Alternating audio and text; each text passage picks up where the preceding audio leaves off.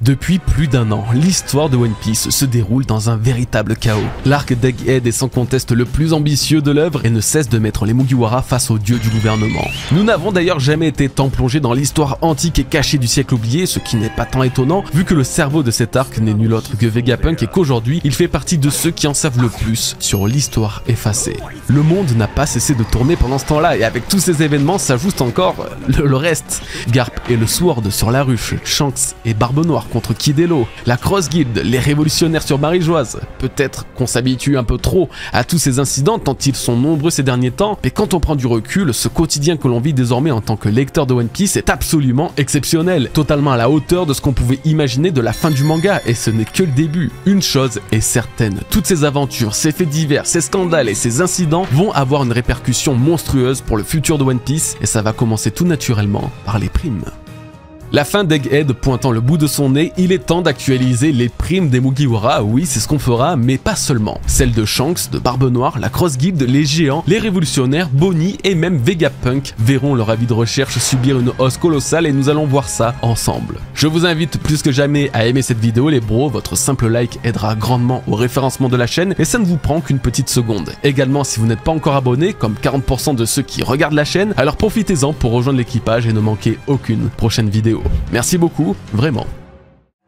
Ok, nous allons donc commencer crescendo avec les révolutionnaires, c'est la partie que je considère avec le plus de failles car les deux principaux commandants que je vais citer, Kuma et Sabo, sont chacun dans une situation qui pourrait empêcher l'apparition d'une nouvelle prime sur leur tête. Mais pas de soucis, je vais tout vous expliquer. Kuma, l'ancien corsaire, possède une prime gelée de 296 millions de berries. Sabo, le bras droit de Monkey D. Dragon, possède une prime de 602 millions de berries. Après les événements post-Egghead, leurs primes respectives pourraient s'élever à 996 millions pour Kuma et à 3 milliards et 502 millions pour Sabo. Concernant Kuma, c'est assez simple à justifier. Il s'est rebellé contre le gouvernement, ce qui justifie déjà un crime. Il a créé un véritable chaos sur Marie-Joise et, cerise sur le gâteau, a frappé un membre du Gorosei, tout ça en plus ou moins 24 heures. Au-delà de ça, il représente apparemment un vrai danger aux yeux du Gorosei puisque descendant de la tribu antique des boucaniers, des adorateurs du dieu soleil Nika, ennemi direct des dragons célestes. Il pourrait ainsi répandre la prophétie et le mythe de Nika le sauveur au monde, chose que le gouvernement essaye tellement de cacher qu'ils en viennent à supprimer un pauvre garde qui en avait parlé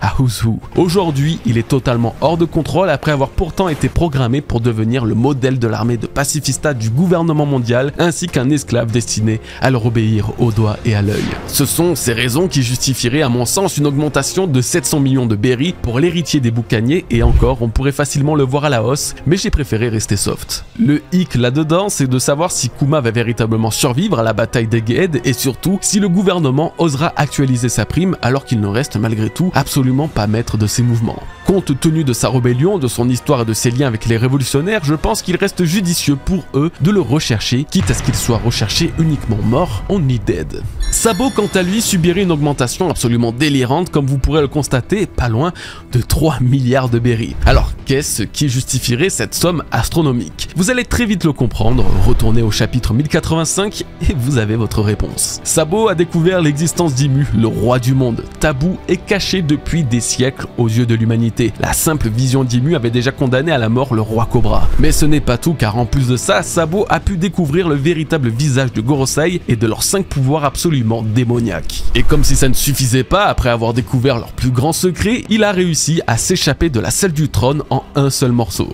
Enfin, presque un seul morceau. Finalement, suite à cet événement, Sabo a été tenu responsable du meurtre de Cobra, une information qui aura eu des répercussions inattendues pour le gouvernement puisque le jeune révolutionnaire deviendra un emblème encore plus populaire que le très célèbre, le très craint et le très absent Monkey D. Dragon, le chef légendaire de la révolution mondiale. Sabo deviendra littéralement l'empereur des flammes et en étant honnête, ce titre me donne véritablement la sensation que Sabo est devenu une sorte de 5e empereur à la fois autant craint que populaire au sein du gouvernement et des citoyens. Ne sous-estimez pas le danger qu'il représente pour la justice actuelle de One Piece, en tout cas la marine et le gouvernement, eux, ne le feront pas et s'ils doivent lui mettre une prime sur la tête, elle s'élèvera à plusieurs milliards. Il y a quand même un mais. En effet, Sabo n'est pas censé être vivant, en tout cas pas aux yeux de Imu et du Gorosei, puisqu'il aurait subi malencontreusement l'utilisation de Mother Flame sur l'Elusia, lieu où il s'est recueilli après avoir échappé de l'enfer de Marie-Joise. Alors est-ce qu'il va redonner prochainement signe de vie pour donner une ultime raison au Gorosei de lui coller une prime phénoménale sur le dos, ou restera-t-il dans l'ombre se faisant passer pour mort comme il a déjà fait enfant avec Ace et Luffy? La possibilité d'une nouvelle prime repose entièrement sur cette question, je vous laisse me donner votre avis en commentaire. Pour résumer avec les révolutionnaires, Kuma aurait une nouvelle prime de 996 millions de berries et Sabo lui aurait une nouvelle prime de 3 milliards et 502 millions de berries. Depuis la défaite de Big Mom et Kaido, les autres empereurs ne sont pas restés les bras croisés en laissant passer l'incroyable opportunité de prendre une avance considérable dans la course du One Piece. De toute façon, pour Shanks, rester les bras croisés, ouais.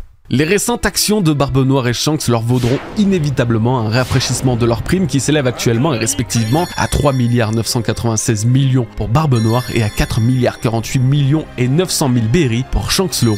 Elles augmenteront alors jusqu'à 4 milliards 700 millions de berries pour Barbe Noire et 4 milliards 548 millions et 900 000 berries pour Shanks, et vous allez découvrir comment et pourquoi dès maintenant. On commence par Teach, celui qui subira la plus grande augmentation des deux en devenant également le pirate le plus recherché des mers. Je pense qu'on peut difficilement faire plus explicite pour expliquer une telle hausse de prime, car Teach a absolument tout fait pour représenter une véritable menace pour le gouvernement et la marine en un laps de temps ridiculement court. Ça commence déjà avec l'infiltration sur Whole Cake Island pour capturer Pudding, fille de Big Mom. Bien que ce soit Aokiji et Van Augur qui étaient sur place, leur action dépend directement des ordres de leur capitaine. Teach sera alors tenu responsable de ce kidnapping qui aura comme motivation première d'utiliser le troisième œil de Pudding pour décrypter les poneglyphes et donc s'approcher du One Piece. En parallèle, Teach a lancé un nouveau raid qui a eu beaucoup plus d'importance et de conséquences, celui d'Amazon Lily. Venu de base récupérer les pouvoirs de l'impératrice Boa Hancock, Teach a fini par capturer Koby, le jeune héros de la marine. Cette action mènera directement à l'une des batailles les plus marquantes post-ellipse, opposant sur la ruche les pirates de Barbe Noire contre l'équipe de sauvetage menée par un Garp plus déterminé que jamais à libérer son jeune apprenti. Si la mission fut menée à bien, Garp lui n'a pas été épargné et se retrouve aujourd'hui dans un état particulièrement inquiétant entre les mains de Marshall D. Teach. Ce nouveau prisonnier n'ayant pas réussi à défaire le bloc principal de l'équipage de Barbe Noire, mené par un Aokiji impitoyable face à son ancien mentor. Toutes ces actions véritablement ciblées contre la marine, notamment dans la capture de leur héros, auront un impact inévitable et colossal sur l'évolution de sa future prime, mais aussi les primes des principaux membres de son équipage qui subiront une augmentation globale très importante, en particulier Kuzan Aokiji. Même si je trouve tous ces événements déjà suffisants pour justifier les 700 millions de berries que prendra la prime de Teach, eh bien, ça ne s'arrête pas là. Plus ou moins au même moment que le raid sur la ruche, Teach a vaincu Trafalgar Law et son équipage, un capitaine pirate ayant participé à la défaite de Kaido et surtout Big Mom, venant d'obtenir une prime de 3 milliards de berries. Une victoire qui devrait en plus lui accorder une copie de Rod Poneglyph, le rapprochant de l'île finale, Laftel. J'omets volontairement la présence de Devon et Van Augur sur Egghead puisqu'officiellement ils n'ont rien fait de mal ou de répréhensible par la loi si ce n'est découvrir la forme démoniaque de Saturne. Certes, Devon l'a touché et pourrait prendre son apparence, mais pour l'instant je ne préfère pas compter cet argument dans l'augmentation de la prime de Teach. En tout cas, et vous l'aurez compris, Barbe Noire n'a pas le temps et le montre bien au reste du monde. Les crimes qu'il a commis ces 2 dernières semaines auront une répercussion inévitable sur sa prime qui deviendra la plus haute parmi les pirates actuels. Passons désormais à Shanks le Roux qui s'est fait pour le coup beaucoup plus discret que Teach, mais qui pourrait, et ce pour la première fois depuis le chapitre 957 qui a officiellement révélé sa prime, vivre l'actualisation de son avis de recherche avec 500 millions de plus au compteur. On commence par son altercation avec Aramaki, plus communément appelé Ryukugyu, le nouvel amiral révélé sur Wano Kuni. Alors que ce dernier est en mission pour nettoyer l'île des samouraïs de la piraterie en récupérant la tête de Luffy, Shanks s'est interposé et a attaqué l'amiral à distance avec son acquis des rois monstrueux. Alors si à mon humble avis, l'amiral n'aurait de toute façon jamais pu mener à bien la mission de combattre et vaincre les supernovas à l'origine de la défaite de Kaido et Big Mom, une hausse de la prime de Shanks pourrait s'expliquer par une entrave à sa mission judiciaire, voire un semblant de déclaration de guerre envers la marine. Je vais peut-être un peu loin, mais même cette altercation peut peser dans la balance de sa nouvelle prime. La raison principale qui justifiera cette augmentation reste toutefois similaire à celle de Teach, il a vaincu Kid. Enfin non, attendez. Vaincre n'est pas assez impactant comme mot. Il l'a atomisé, exterminé, effacé, déchiré, annihilé, retourné, malaxé, et on peut faire la liste des synonymes que ça sera toujours pas suffisant. Cette victoire qui s'ajoute à son palmarès lui permet encore une fois, et comme Teach, de récupérer une partie des clés de l'Aftel avec les Rod Poneglyphs de Kaido et des Big Mom possédés par Kid. En conclusion, si Shanks a fait moins parler de lui, il n'en reste pas moins sujet à vivre une augmentation globale de sa prime, sans compter les événements dont nous n'avons pas encore connaissance. Si habituellement la nouvelle génération est celle qui ébranle la position des anciens, Kid et Law se sont retrouvés face à deux titans qui ne leur ont laissé strictement aucune chance. Barbe Noire et Shanks seraient, pour résumer, recherchés pour respectivement 4 milliards et 700 millions de berries, ainsi que 4 milliards 548 millions et 900 000 berries lorsque leurs nouvelles primes apparaîtront. L'une des grandes surprises que nous a offert la fin de Wano Kuni est l'apparition d'une alliance de 3 grands corsaires, Baggy, Mihawk et Crocodile, sous la bannière de la Cross Guild. Organisation visant directement l'entité de la marine, la Cross Guild les a pris à leur propre jeu en mettant à prix la tête de leurs soldats, et ce quelle que soit leur place au sein de la hiérarchie. Ayant déjà causé pas mal de chaos au sein de la marine, cette coalition a déjà signé l'apparition de primes exceptionnellement élevées, avec celle de Baggy à 3 milliards 189 millions de berries, Mihawk à 3 milliards 590 millions de berries et enfin Crocodile à 1 milliard et 965 millions de berries. Travaillant désormais ensemble tout en étant les figures de proue de la Cross Guild, l'augmentation de leur prime se fera en parfaite synchronisation. Ainsi, et après Egghead, la prime de Baggy s'élèverait à 3 milliards 589 millions de berries, Mihawk à 3 milliards 990 millions de berries et Crocodile à 2 milliards 365 millions de berries. Une augmentation simultanée de 400 millions de berries chacun. La raison, eh bien leur menace qui grandit de jour en jour. Ils ont désormais un bateau officiel, signifiant donc qu'ils vont prendre la mer et peut-être même commencer à multiplier les assauts. Des pirates ne cessent de les rejoindre. N'oublions pas que Kaido et Big Mom avaient des subordonnés très puissants, cherchant à se mettre sous leur protection, chose qui arrivera sûrement pour la Cross Guild. Et surtout leur action. Récemment, T-Bone a été tué par un citoyen à cause de la Cross Guild. C'est assez rare qu'un personnage soit déclaré mort, et là c'était une figure importante de la marine. Au-delà de légitimer une hausse de prime pour ces 3 chefs, c'est aussi une preuve que oui, la Cross Guild est efficace, et en plus d'être efficace, elle est dangereuse. Pour l'instant, je n'ai pas grand chose à rajouter les concernant puisqu'on n'a pas eu de nouvelles actions de leur part, mais ça ne saurait tarder et je ne serais absolument pas étonné de voir Baggy, Mihawk et Crocodile de plus en plus recherchés à mesure que leur organisation prospère. Ok, on arrive au très lourd. On arrive aux principaux protagonistes d'Egghead, le lieu d'une bataille phénoménale qui va ou même qui a déjà changé le monde. Rien que ça, oui. Après un tel bordel sur cette île, allant même jusqu'à invoquer les 5 doyens en les obligeant à combattre dans leur forme démoniaque, il est impossible que les primes des Mugiwara et pas que ne subissent pas les répercussions directes d'un tel incident. Alors voici les nouvelles primes de tous les protagonistes de cet arc qui restera à jamais gravé dans nos mémoires. On garde les meilleurs pour la fin, les Mugiwara seront un petit peu plus loin, mais celle qui ouvre le bal n'est nulle autre que Jewelry Bonnie.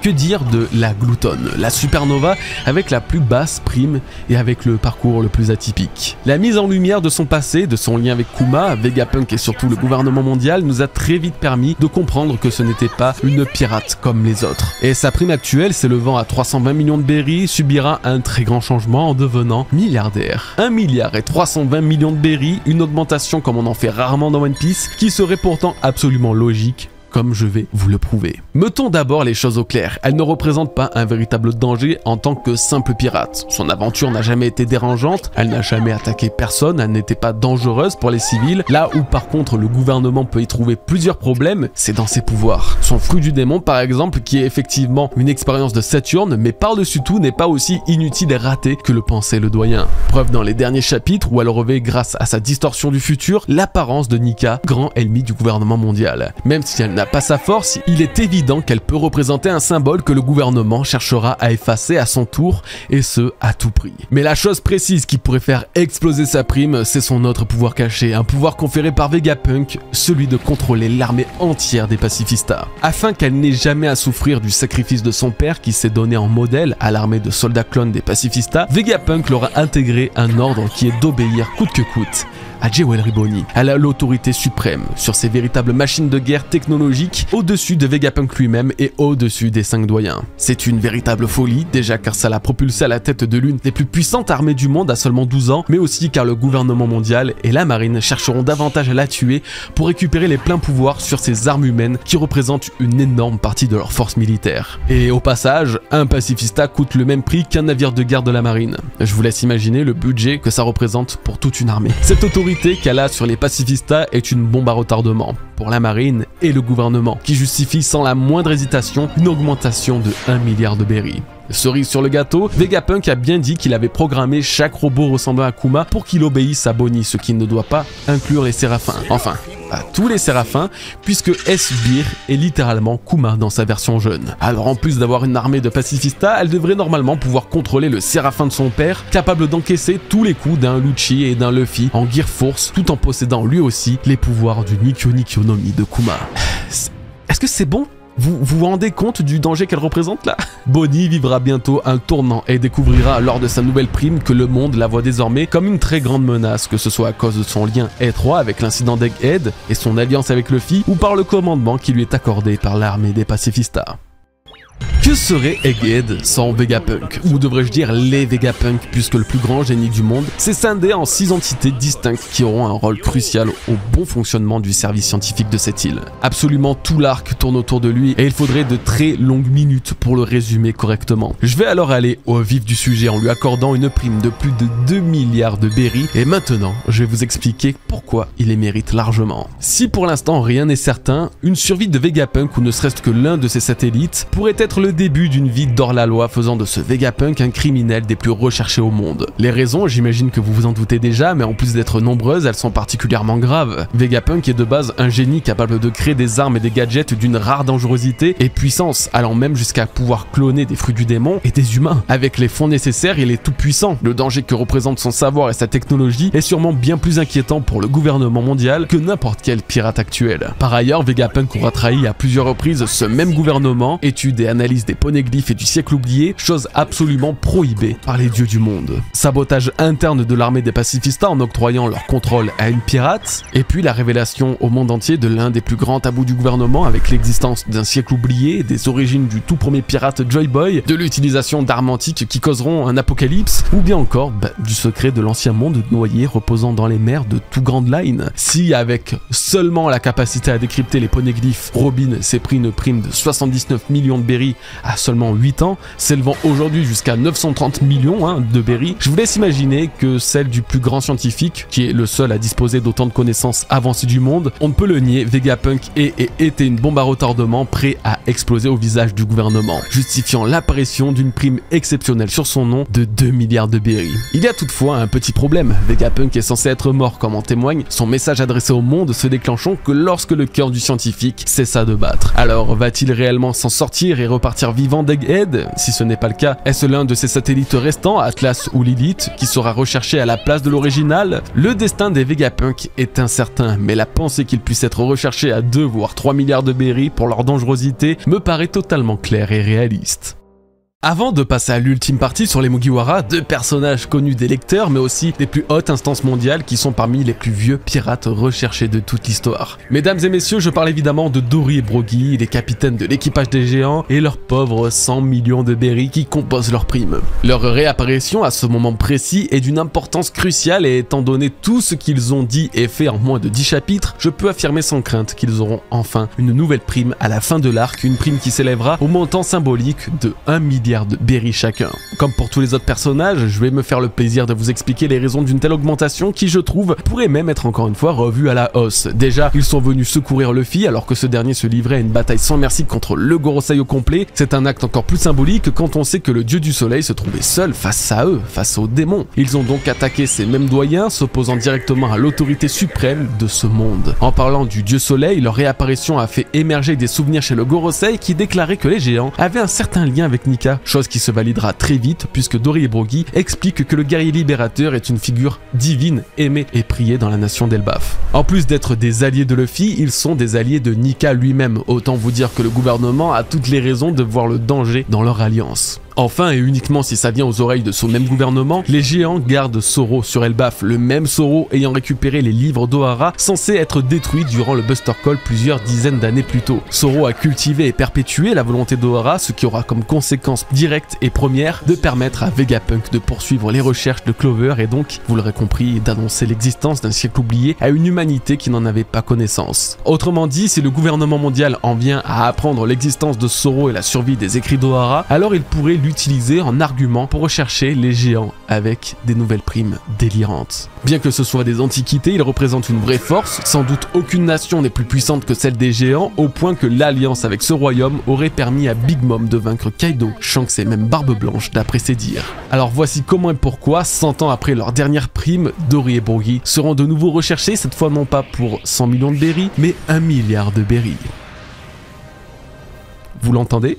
La musique du boss final vient de se déclencher et c'est normal, nous arrivons à l'ultime partie de cette review qui sera exclusivement composée des Mugiwara. Alors qu'ils n'avaient jamais autant augmenté en prime que lorsqu'ils ont défait Kaido et son équipage, leur nouveau avis de recherche suite à l'incident d'Egghead pourrait les faire atteindre des sommets vertigineux. Contrairement à la guerre de Nigashima qui a permis à chacun des membres de l'équipage de démontrer une force et une dangerosité accrues en combattant un commandant de Kaido, l'incident d'Egghead ne les a pas forcément mis en lumière et aucun n'a réellement vaincu un adversaire. Tout simplement car ce n'était pas le but de l'arc. C'est la raison pour laquelle l'équipage en général aura une augmentation similaire et homogène, à l'exception près des 3 principales têtes que sont Luffy, Zoro et Sanji. Nami, Usopp, Robin, Brook, Franky et Jinbe subiraient alors une augmentation de 200 millions de berries. Comme je vous l'ai dit, ils ne se sont pas démarqués ni n'ont agi individuellement de manière à augmenter significativement leur prime. Toutefois, 200 millions pour chacun d'eux est un très beau chiffre qui se justifie par leur présence et leur prise de position sur Egghead aux côtés de leur capitaine Monkey D. Luffy, considéré comme le responsable principal de l'incident d'Egghead. À l'heure où je tourne cette vidéo, l'arc n'est pas encore terminé, alors il se peut que les choses aient changé et que, à tout hasard, Usopp révélera un Haki des rois capable de mettre KO même les doyens. Mais vu la faible probabilité de cette théorie, je pense que je vais pas aller plus loin. Ainsi, Nami passerait de 366 millions à 566 millions de berries, Usopp passerait de 500 millions à 700 millions de berries, Robin passerait de 930 millions à 1 milliard et 130 millions de berries. Ouais, la 5e membre de l'équipage à atteindre le milliard, ça se fait. Franky passerait de 394 à 594 millions de berries, Brook passerait de 383 millions à 583 millions de berries, et finalement, Jinbe, lui, passerait de 1 milliard et 100 millions à 1 milliard et 300 millions de berries. Alors j'en vois déjà s'étonner d'une si petite hausse de prime chez Jinbe alors qu'après la guerre de Nigashima il en a pris plus de 600 millions d'un coup.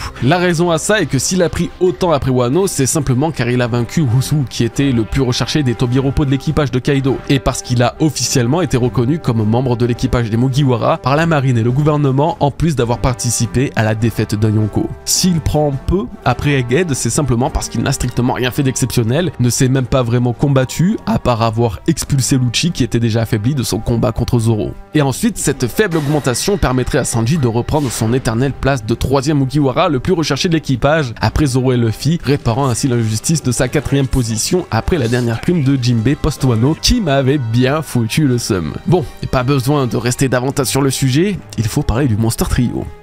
Et au passage, Chopper prendrait 1000 berries supplémentaires. Mais bon, le jour où il sera respecté n'est pas près d'arriver. Nous avons bien plus d'analyses à faire du côté de Zoro et Sanji, les ailes du roi des pirates, qui même s'ils se sont moins démarqués que pendant la guerre de Nigashima, ont été les seuls avec Luffy à représenter une vraie force d'opposition. Leur évolution sera totalement visible aux yeux du gouvernement mondial, car tous les deux ont combattu le Cypher Pole, mais aussi le Gorosei, ce qui change totalement la donne. Ainsi, Zoro aurait une nouvelle prime de 1 milliard et 611 millions de berries, représentant une augmentation de 500 millions de berries, tandis que Sanji aurait une nouvelle prime de 1 milliard et 432 millions de berries, une augmentation de 400 millions. Commençons par le cuistot et une rétrospective des actions qui pourraient peser dans sa prime durant l'incident d'Egghead. Il a contré Saturn qui s'apprêtait à attaquer Kuma et Bonnie, faisant de lui au passage le premier Mugiwara à s'être dressé directement face à un des 5 doyens. Il a également réussi l'exploit de contrer la lumière de Kizaru, ce qui lui vaudra l'étonnement de ce dernier. Plus récemment, il a attaqué Vénus, un 2e Gorosei, et aura même encaissé sans vraiment légèrement sourcillé, une attaque directe de ce dernier qui l'a littéralement bouffé. Alors ça peut sembler assez léger, ça l'est en fait effectivement, mais c'est toujours plus que les autres membres de l'équipage. Une confrontation directe face au Gorosei est une preuve pour eux que Sanji peut représenter un danger de par l'évolution de sa puissance et ainsi lui accorder une nouvelle prime en conséquence. Pour sa combativité et sa robustesse ainsi que son grade au sein de l'équipage d'un empereur, Sanji aurait donc 400 millions de berries supplémentaires et serait recherché pour 1 milliard et 432 millions de berries. Parlons de Zoro maintenant qui s'est un peu plus démarqué pour le coup. Ça a commencé par un bref combat avec Kaku, qu'il dominait ou aurait dominé d'une façon ou d'une autre, avant que ceci l'interrompt. Ça a enchaîné avec pour l'instant ce qui lui vaudra la plus haute distinction parmi l'équipage sur cet arc, sa victoire contre Rob Lucci, après un très long combat, d'autant toutefois qu'il ne l'a pas mis KO car c'est Jinbei qui a cette fois-ci interrompu leur duel. Il est plus que probable que Zoro aurait fini par vaincre le chef du CP0, Jinbei ou non. Pour finir aux dernières nouvelles, à l'heure où j'écris ces lignes, Zoro affronte Venujiro, bien qu'une fois encore il ne viendra sûrement pas à bout de son adversaire. Donc comme vous l'aurez constaté, on y retrouve un schéma plus ou moins similaire avec celui de Sanji, à la différence près que Zoro a mené un combat quasiment à son terme en sortant vainqueur. C'est pourquoi il obtiendrait une prime légèrement supérieure à celle de Sanji, passant ainsi de 1 milliard et 111 millions de berries à 1 milliard et 611 millions, dépassant la prime de Luffy après avoir vaincu Katakuri. Pour le Seigneur des Enfers, c'est à mon humble avis le strict minimum. En parlant de Luffy, c'est à son tour pour clôturer cette grosse vidéo des primes post-Egghead. Encore une fois, et si cette vidéo vous a plu, alors laissez un like les bros et abonnez-vous afin de m'aider et soutenir le travail de ma chaîne. Merci vraiment à tous. Merci beaucoup. Notre capitaine aura évidemment et comme à chaque fois la plus grande hausse de prime de l'équipage après un arc. Cependant, Egghead est très particulier, c'est un arc très spécial pour Luffy puisqu'il en est quasiment la figure principale. C'est lui qui, dans les titres des journaux et à la connaissance du monde entier, aurait à la fois kidnappé et possiblement tué Vegapunk. Étant responsable de l'incident d'Egghead, même si c'est bien sûr totalement faux, le gouvernement pourrait profiter de cette mauvaise tribune pour le diaboliser et justifier une énorme augmentation de prime. Mais ça, ce n'était que la mise en contexte. Maintenant, voyons ce qui pourrait autant impacter l'évolution de sa prime. Donc, comme je vous le disais à l'instant, il serait tenu responsable de la mort de Vegapunk et du désastre d'Egghead après avoir fait les gros titres. Il est également responsable de tout ce qu'a fait son équipage, en particulier Zoro et Sanji, ce qui aura un impact direct sur sa prime. Il aide Bonnie et Kuma à s'échapper alors que le gouvernement les recherche activement, Kuma pour sa rébellion envers les Tenryubito et son état incontrôlable malgré la lobotomie infligée pour le manipuler, et Bonnie pour le pouvoir phénoménal qu'elle a sur l'armée des pacifistas. Il s'est allié aux géants qui sont venus le secourir tout en incarnant justement le dieu Nika prié dans les tribus d'Elbaf, ce qui représente un danger absolu pour le gouvernement car en plus de voir les géants s'allier à Luffy, un empereur, ils sont liés par l'histoire et le destin à travers le dieu soleil. Ensuite, il s'est battu, oui quand même. Ça a commencé avec un combat contre Rob Lucci, face auquel il n'a eu aucune difficulté à l'emporter. On pourrait également noter ses échanges de coups avec tous les membres du Gorosei excepté Vénus, auquel il est ressorti indemne à chaque fois. Seule l'immortalité des doyens l'a empêché de vraiment les vaincre. Là où Luffy aura surtout brillé au combat, c'est face à l'homme lumière Kizaru. Si l'amiral a réussi à le mettre dans certaines difficultés, Luffy lui a été supérieur en tout point, sans aucun doute. Il a été tellement bon face à lui qu'encore une fois, et à l'heure où je vous parle, Kizaru est hors combat après le down cymbale de Luffy. Même en partant du principe que Kizaru avait moins d'ambition à combattre dans cet arc, à cause de l'histoire qui l'unit à Vegapunk, à Bonnie, Kuma et Santomaru, on retiendra de lui qu'il n'a pas pu faire barrage à Luffy et que ce dernier n'a eu strictement aucun mal à l'affronter et à le blesser. Et enfin, même si de nouveaux événements pourraient avoir lieu entre la publication de cette vidéo et la révélation finale des primes, eh bien Luffy survit. Leur survie face au gouvernement et à la marine sur Egghead est un justificatif parfait pour augmenter sa prime et donc celle de son équipage dans son ensemble. Survivre à un Buster Call de 100 navires, à l'apparition des 5 doyens, à celle d'un amiral et en plus parvenir à s'échapper de tout ça, c'est montrer à quel point les Mugiwara sont devenus dangereux, implacables, inarrêtables. Avec toutes ces raisons, c'est comme ça que Luffy passerait de 3 milliards de berries à 4 milliards et 200 millions de berries, une hausse de 1 milliard et 200 millions. Devenant ainsi, juste derrière Shanks, le troisième pirate le plus recherché de toutes les mers. Vous l'aurez compris, il y a tout un tas d'angles sous lesquels on peut voir l'augmentation d'une prime d'un personnage de One Piece. Prouesse au combat et puissance, dangerosité pour le gouvernement mondial, exploit remarquable, tous ceux que j'ai pu citer dans cette vidéo ont largement fait leurs preuves pour mériter une nouvelle prime qui ne fera qu'augmenter leur rayonnement qu'ils ont sur le monde. Nous arrivons dans les derniers arcs de One Piece, pour de vrai cette fois-ci, et les montants à plusieurs milliards seront désormais une norme pour les grands capitaines et leurs bras droits. Plus que quelques semaines à attendre pour voir combien de ces prédictions se confirmeront, on espère au moins qu'une seul va passer. N'hésitez pas de votre côté à donner vos propres prédictions, votre ressenti sur les prochaines primes, afin de, une fois encore, vérifier dans quelques temps si vous avez eu juste ou non. Nous arrivons à la fin de cette vidéo, merci de l'avoir regardé jusqu'au bout, je vous souhaite une très bonne journée ou une très bonne soirée les bros, je vous dis à très bientôt, prenez bien soin de vous et de vos proches.